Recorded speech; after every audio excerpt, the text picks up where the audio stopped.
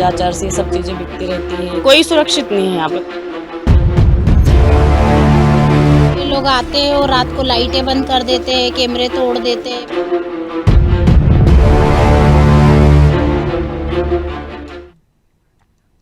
नमस्कार, स्वदेश न्यूज की खास पेशकश में आप सभी का स्वागत है। मैं हूं आपके साथ भागीरथ साहू। मेरा घर बिकाऊ है। इंदौर के राजेंद्र नगर थाना क्षेत्र के ट्रेजर टाउन कॉलोनी के EWS टावर में 1 दर्जन से ज्यादा फ्लैट और मकान ऐसे हैं जहां रहवासियों ने यह पोस्टर चस्पा किए हैं। ये पोस्टर यहां के रहवासियों से शौक से मकान बेचने के लिए नहीं लगाए, बल्कि गुंडों बदमाशों की दहशत और आतंक के चलते यहां से ये लोग पलायन करने को मजबूर हैं। इंदौर में शुरू से ही स्वच्छता में नंबर 1 चल रहा है, लेकिन गुंडे बदमाशों की सफाया शायद इंदौर से नहीं हो पाई है और यही वजह है कि इंदौर में बदमाश बेखौफ हैं। सवाल यही है कि यहां पुलिस प्रशासन के अधिकारियों की पहुंच पहले क्यों नहीं हो पाई? आखिर क्यों लोगों के घरों पर मकान बिकाऊ के पोस्टर चिपक जाने के बाद पुलिस प्रशासन जागा?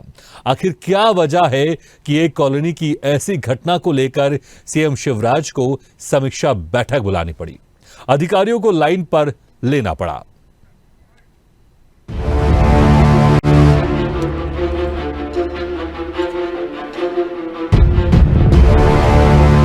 गांजा चरस सब चीजें बिकती रहती हैं, कोई सुरक्षित नहीं है यहाँ पे।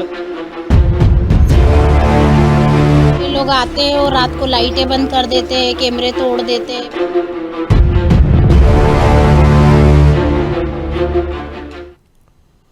तो मध्य प्रदेश में शिवराज सरकार जीरो टॉलरेंस की बात करती है, लेकिन मध्य प्रदेश की आर्थिक राजधानी इंदौर में बदमाश बेखौफ हैं। लोग गुंडे बदमाशों के आतंक से परेशान होकर पुलिस अफसरों के चक्कर लगाते रहते हैं, लेकिन कोई कार्रवाई नहीं होती। हम बात कर रहे हैं इंदौर के राजेंद्र नगर थाना क्षेत्र के ट्रेजर टाउन कॉलोनी की, जहां से लोग पलायन करने को मजबूर हैं। उन्होंने अपने घरों के बाहर मकान बिकाऊ है के पोस्टर चिपका दिए हैं, क्योंकि यहां बदमाशों का आतंक ऐसा है कि महिलाएं और बच्चियां घरों से बाहर नहीं निकल पाती। स्थानीय लोगों ने बताया कि यहां नशाखोरी और बात बात पर गुंडों के द्वारा चाकू मारने की धमकियां दी जाती हैं। दरअसल यहां नशाखोर बदमाश खुलेआम गांजा और चरस बेचते हैं। आपत्ति लेने पर बदमाश जान से मारने की धमकी देते हैं और बदमाशों द्वारा नशाखोरी के लिए क्षेत्र स्ट्रीट लाइट और कैमरे तक तोड़ दिए जाते हैं। तो जब यह मामला अब सोशल मीडिया में आया, उसके बाद फिर मुख्यमंत्री शिवराज सिंह चौहान ने एक समीक्षा बैठक की।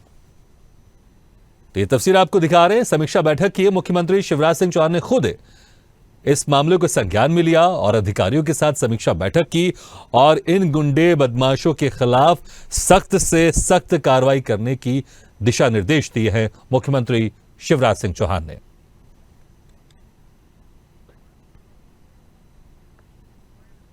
हमको समस्या है, हमारे यहाँ सब कुछ भैया अच्छा करते हैं, आगे रह के काम बढ़ाते हैं, और वो लोग आते हैं और रात को लाइटें बंद कर देते हैं, कैमरे तोड़ देते हैं, बस यही चलता रहता है। क्या है, नशा बिकता है? नशा बिकता है, इसीलिए तो लाइटें बंद कर देते हैं कि ये लोग दिखे नहीं कैमरे में, और हर रोज थोड़ी अपन ठीक करा सकते हैं।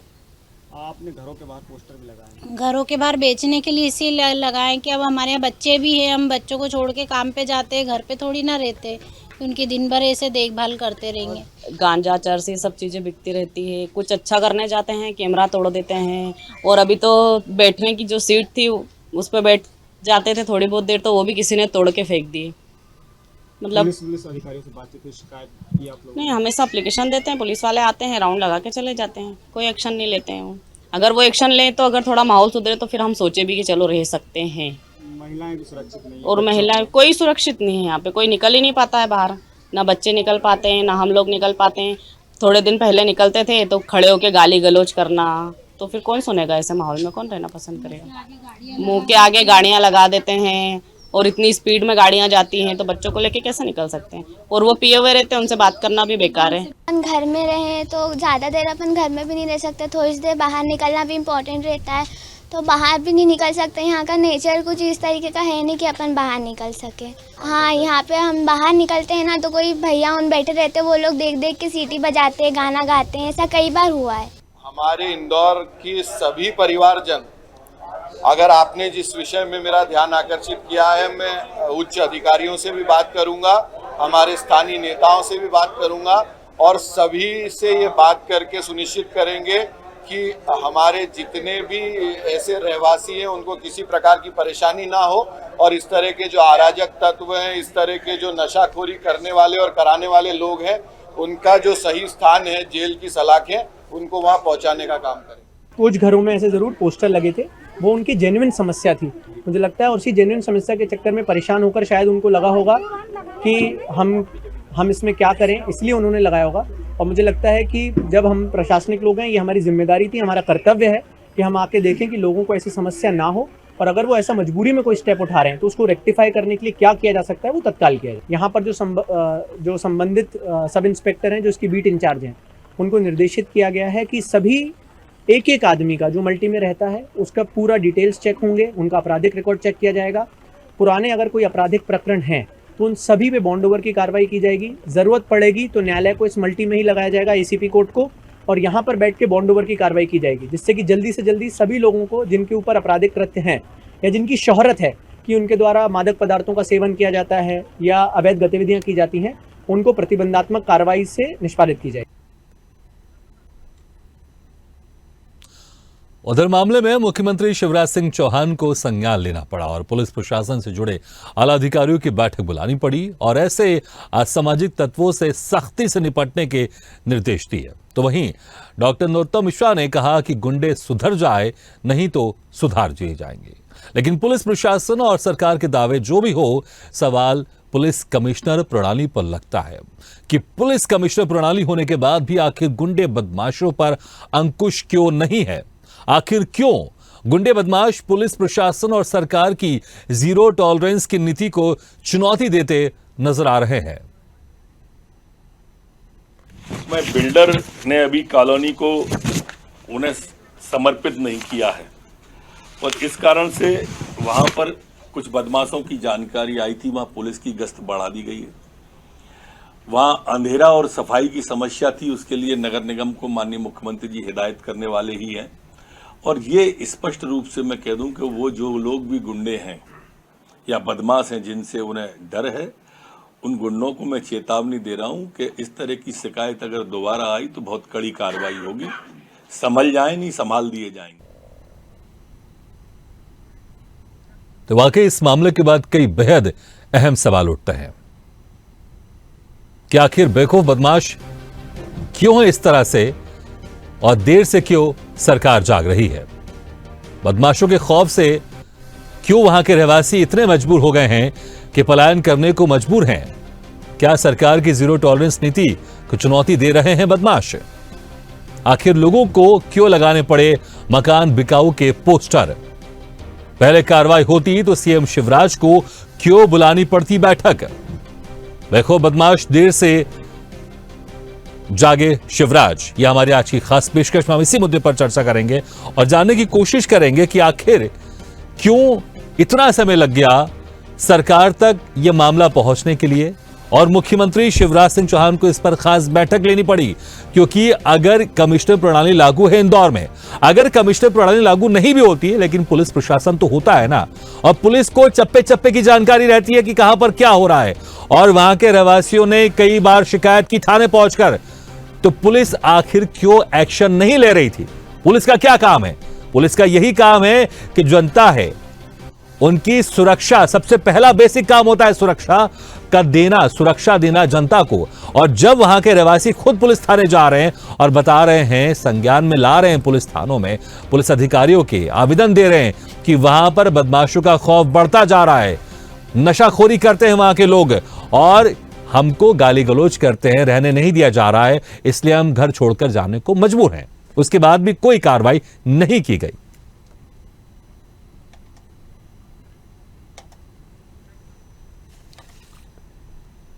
और ज्यादा जानकारी के लिए हम सीधे रुक करते हैं इंदौर का और बात करते हैं इंदौर ब्यूरो चीफ चेतन सिंह ठाकुर से। चेतन, आखिर इतना लंबा समय क्यों लग गया? क्यों पुलिस संज्ञान में यह मामला देरी से आया, या फिर पुलिस के संज्ञान में तो था ही, क्योंकि वहां के जो रहवासी कई बार आवेदन दे चुके थे पुलिस थानों में, आखिर उस पर कार्रवाई क्यों नहीं की जा रही थी? और कितने लंबे समय से रहवासी आवेदन दे रहे थे पुलिस थानों में और कितना लंबे समय हो गया इस मामले को? जी, लगातार लगातार पुलिस की जो कार्यप्रणाली उस पर सवाल उठाए जा रहे थे और लगातार यहाँ के जो रहवासी थे उन्होंने कई बार आवेदन दिए हैं, कई बार शिकायतें की है, पर इनका कहना है कि शिकायत का निराकरण नहीं हुआ है, जिसके चलते ये मजबूर हो गए थे पलायन को लेकर। अब बात कहीं ना कहीं यह मुख्यमंत्री शिवराज सिंह चौहान तक पहुंची, जिसके चलते कल पुलिस प्रणाली की जो व्यवस्था है वो हरकत में आई। और कल बता दूं, आदित्य मिश्रा जी जो डीसीपी है इंदौर के, वो यहाँ पहुंचे थे और यहाँ के जो रहवासी है, हम उनसे बात करेंगे, उनसे पूछेंगे जिस तरीके से लगातार क्या लग रहा था, कब से आप शिकायत कर रहे थे और ये शिकायत का निराकरण क्यों नहीं हो रहा था? हमारे यहाँ तो अभी कुछ ऐसा कुछ हुआ नहीं था। बाकी जो यहाँ के जो रहवासी है उनको ऐसा लग रहा है कि यहाँ पर जो हो रहा है, यहाँ पर जैसा नशेमती है वो जो हो रहा है, बाकी जो अभी जो रहवासी है उनको कोई ऐसी कोई दिक्कत नहीं है। बाकी जो यहाँ के जो रहवासी है जो शिकायत कर रहे हैं, बाकी वो क्या है थोड़ा विरोध भी चल रहा है, तो उस दर्ज पे वैसी शिकायत हो रही है। पर यहाँ पलायन के जो पोस्टर लगे हैं, काफी दिनों से शिकायत तो लगातार पुलिस विभाग को की जा रही थी, पर पुलिस विभाग कार्रवाई क्यों नहीं कर रहा था? वो तो करने के लिए तैयार है। बाकी यहाँ के जो अपने जो रहवासी है वो विरोध चल रहे हैं, तो अपन उनके विरुद्ध कुछ नहीं बोल सकते हैं। वो जो रहवासी है तो अपन उनको क्या बोल सकते हैं। जी, आप मेरे साथ और भी कुछ लोग हैं, क्या लग रहा है जिस तरीके से लगातार पुलिस प्रणाली की व्यवस्थाओं को के ऊपर आरोप लग रहे हैं कि यहाँ हम लगातार शिकायत कर रहे थे, शिकायत का निराकरण नहीं हो रहा था, कब से और किस कारणों से शिकायत का निराकरण और कब से आप लगातार ये शिकायत पुलिस विभाग में कर रहे थे?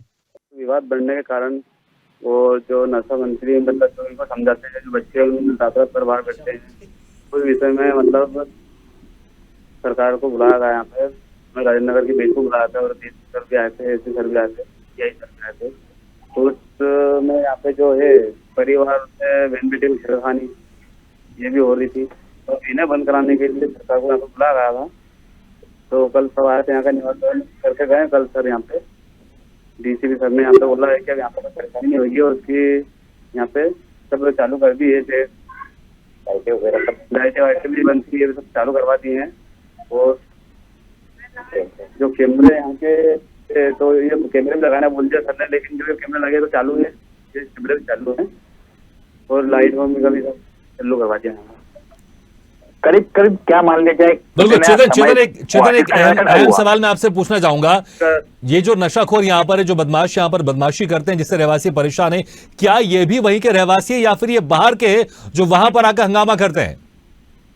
जी, ये सबसे बड़ा सवाल है जी। जिस तरीके से बताइए क्या लग रहा है, जिस तरीके से यहाँ के लोग लगातार जो आप शिकायत कर रहे हैं वो किस लेवल पे कर रहे हैं कि जो बदमाश है वो इस क्षेत्र से है या इस क्षेत्र से बाहर आकर बदमाशी करते हैं? बदमाश तो मतलब यही जो बच्चे हैं यहाँ के जो बैठे रहते हैं रात रात भर है, और बदमाश का तो ऐसा कुछ है नहीं यहाँ। लेकिन अब वो बोलने वाले जो क्या क्या बोल रहे हैं, सब 17 मुहूर्त 17 बातें भी होती है। जो शिकायत है वो लगातार हो रही है, नशाखोरी हो रही है, शराबखोरी हो रही है, बदमाश के हौसले बुलंद हैं, लगातार पुलिस कार्यप्रणाली पर भी सवाल उठाए जा रहे हैं। ये मामला क्यों मुख्यमंत्री शिवराज सिंह चौहान तक पहुंचा? हो सकता था आने वाला जो समय था उस पे पुलिस विभाग थाना पास में ही है, थाना प्रभारी भी कार्रवाई कर सकते थे, क्यों कार्रवाई नहीं करी? क्या मुख्य कारण रहे?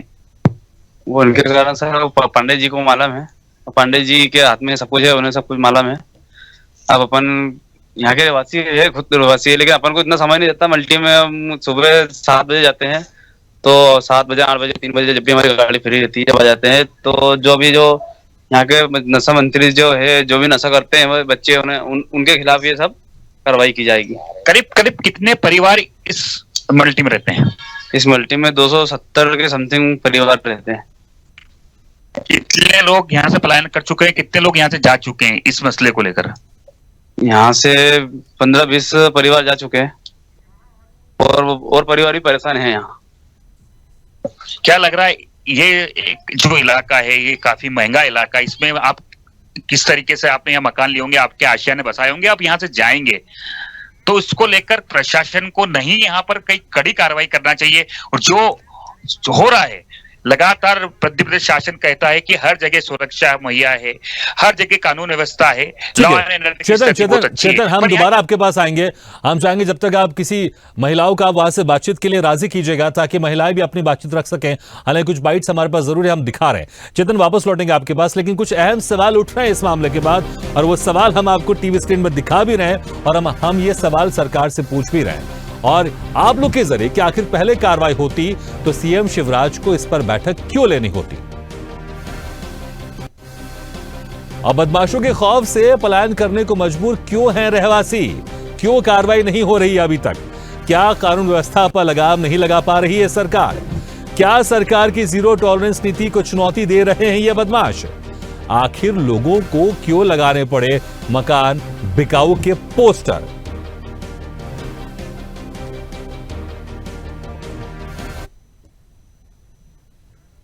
बुला लो ना यार, हम डायरेक्ट वहां। चलिए अब सीधे रुख करते हैं भोपाल का और बात करते हैं हमारे सहयोगी अनिरुद्ध सोरेने से। अनिरुद्ध, जिस तरह से मुख्यमंत्री शिवराज सिंह चौहान ने इसके ऊपर बैठक ली, सख्त दिशा निर्देश दिए, इसमें कोई शक नहीं है, लेकिन आखिर जहां पर कमिश्नर प्रणाली पहले से मौजूद है वहां पर मुख्यमंत्री को एक क्षेत्र के लिए इस तरह की समीक्षा बैठक बुलानी पड़ रही है, खास तौर से तो वहां की पुलिस प्रशासन की कार्यप्रणाली पर सवाल उठते ही हैं। जी हाँ, देखिए ये पूरा मामला पिछले 6 महीनों से चल रहा था और पिछले 6 महीनों से जब ये मामला चल रहा था इसकी कई बार शिकायतें इंदौर के राजेंद्र नगर थाने में हुई थी। इंदौर के राजेंद्र नगर थाने के अलावा कमिश्नर के ऑफिस में हुई थी और ये लगातार 6 महीने में कई शिकायतें वहाँ के रहवासियों की, जो 300 से लगभग 300 के रहवासी वहाँ रहते हैं, तो वो लगातार राजेंद्र नगर थाने पर शिकायतें कर रहे थे। लेकिन ये मामला तब सुर्खियों में आया, भोपाल तक पहुँचा जब मकानों पर पोस्टर लगे कि मेरा मकान बिकाऊ हुए। तो ये जब पोस्टर्स लगे तो इसके बाद मुख्यमंत्री तक बात ये पहुंची, मुख्यमंत्री कार्यालय तक ये बात पहुंची और मुख्यमंत्री ने आज अचानक बैठक बुलाई और बैठक में डीजीपी, मध्य प्रदेश के डीजीपी भी साथ में थे और गृह विभाग के आला अधिकारी भी बैठक में मौजूद थे और उन्होंने केवल इसी मुद्दे पे समीक्षा की। इसी मुद्दे पे पूरी इंदौर कमिश्नर मकरंद देउस्कर से जानकारी ली, नीचे के अधिकारियों से जानकारी ली कि ये पूरा मामला क्या है। जब उन्होंने पूरा मामला पता पड़ा, इसके बाद उन्होंने सख्त एक्शन की बात कही है और इसके बाद गृह विभाग भी हरकत में आया। गृह मंत्री डॉक्टर नरोत्तम मिश्रा ने भी यहाँ पे जानकारी ली पूरे अपने मामले की, इस मामले की, और उसके बाद उन्होंने कार्रवाई के निर्देश दिए। लेकिन कुल मिला के देखा जाए तो ये इंदौर के जो पुलिस कमिश्नरी है उसके फेल्यूर का एक बहुत बड़ा संकेत है। इसके पहले भी इंदौर से लगातार रात में नशे में हंगामे की सूचनाएं मिलती रहती हैं भोपाल कार्यालय को, मुख्यमंत्री कार्यालय को, और इसके बाद ये बड़ा मामला आया क्योंकि 300 से लगभग 300 परिवारों से जुड़ा हुआ ये मामला था। इसलिए मुख्यमंत्री को खुद मैदान में आना पड़ा। और अगर इंदौर जैसे शहर के लिए मुख्यमंत्री शिवराज सिंह चौहान को अपने निवास में या अपने ऑफिस में बैठक लेनी पड़ती है तो ये वहां की पुलिस कमिश्नरी पे बहुत बड़ा सवाल है। बिल्कुल अनिरुद्ध। और इसके बाद जो गृह मंत्री नरोत्तम मिश्रा, उन्होंने भी कहा है, चेतावनी दी एक तरह से बदमाशों को कि संभल जाओ नहीं तो संभाल दिए जाओगे। लेकिन एक सवाल एक ये भी उठता है कि आखिर इतना समय क्यों लगता है, क्योंकि वहां के जो रहवासी है कई महीनों से थाने में जाकर आवेदन दे रहे हैं। क्यों मुख्यमंत्री को बैठक लेनी पड़ती है, गृह मंत्री को इस तरह से मीडिया में सख्त निर्देश और सख्त चेतावनी सीधे बदमाशों को देनी पड़ती है? आखिर ये पहले से क्यों नहीं होता है? जब सिस्टम बना हुआ है, थाने किस लिए बने?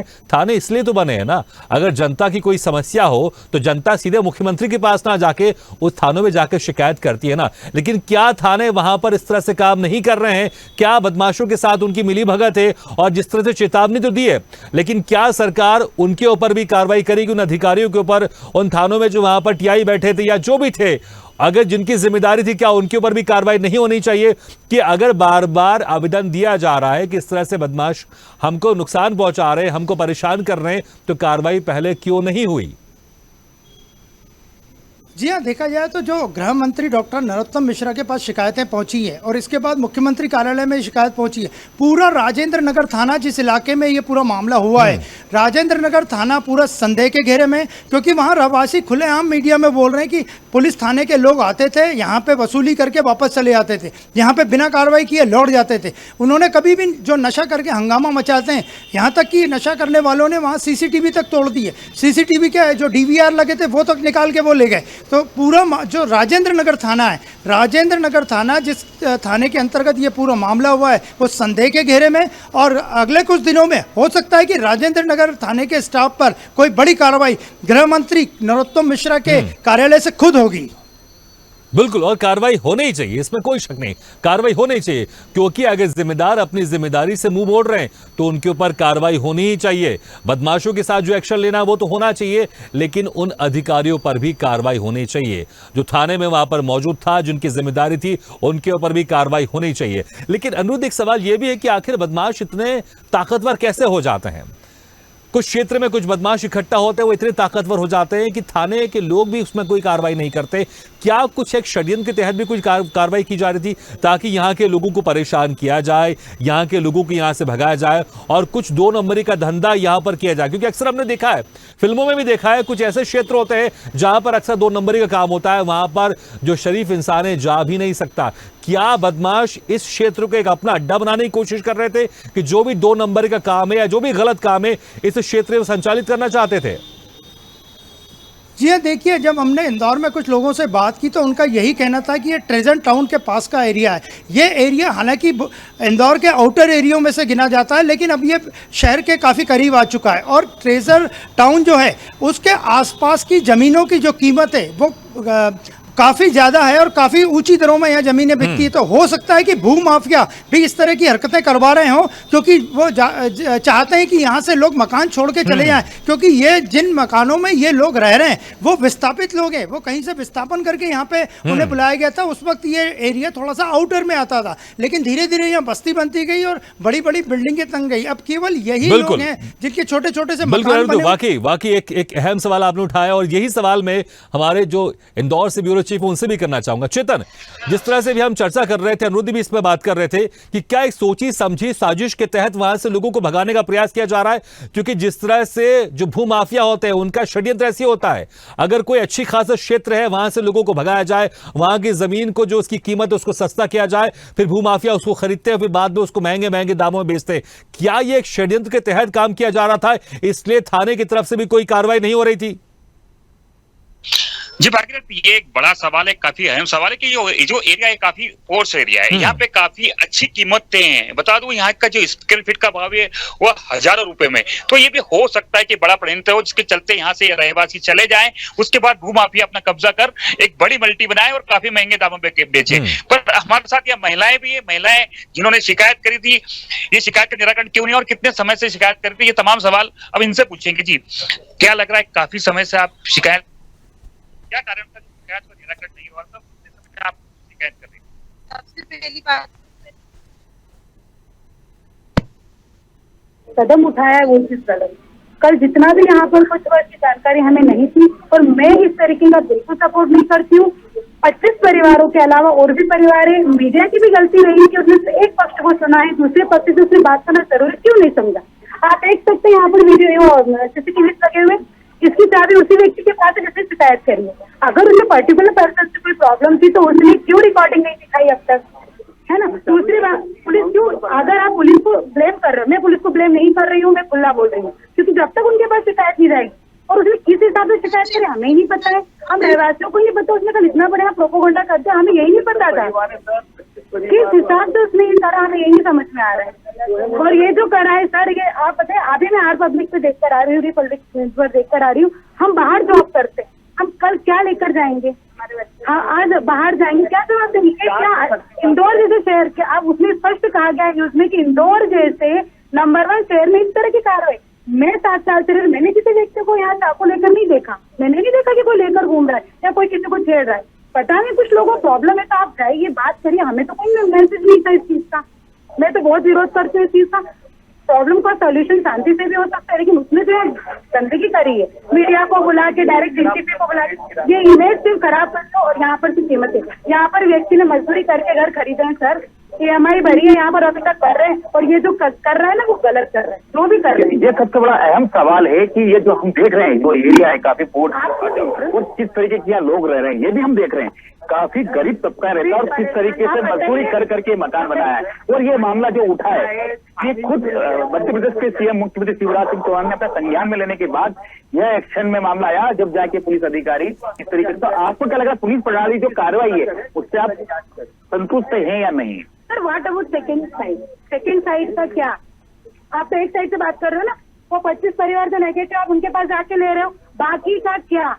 250 परिवार की रिकॉर्डिंग क्यों नहीं करी? और ये लोग पलायन करें, आप करिए ठीक है ना। चेतन, वाकई अब यहाँ पर ज्यादा- एक दूसरा एंगल भी सामने आ रहा है, जिस तरह से ये महिला कह रही है कि जो परिवार घर छोड़कर जाना चाहते हैं, लेकिन बाकी दूसरे परिवारों का क्या। तो मुझे लगता है इस पर अब सरकार यहाँ पर जाग चुकी है, तो दूध का दूध पानी भी हो जाएगा। अगर जो बदमाश वहां पर बदमाशी कर रहे हैं उनकी बदमाशी खत्म होनी चाहिए। अगर कुछ और रीजन है, किसी और षड्यंत्र के तहत ये कार्रवाई की जा रही है, तो उसका भी पर्दाफाश होना चाहिए और जो जिम्मेदार है उनके ऊपर कार्रवाई होनी चाहिए। चेतन, बहुत बहुत शुक्रिया इस तमाम जानकारी के लिए, और अनिरुद्ध आपके बहुत बहुत शुक्रिया इस चर्चा के लिए।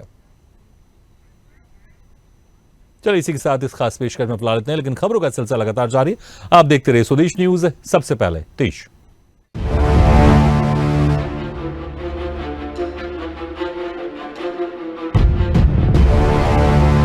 गांजा चरस ये सब चीजें बिकती रहती हैं, कोई सुरक्षित नहीं है यहाँ पे।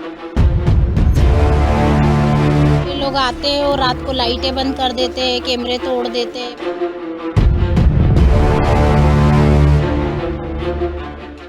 ऐसे ही वीडियोस के लिए लाइक करें, शेयर करें, फॉलो करें। YouTube पर जाकर सब्सक्राइब कर बेल आइकन दबाना ना भूलें, और ताजा अपडेट्स के लिए swedeshlive.com पर जरूर जाएं।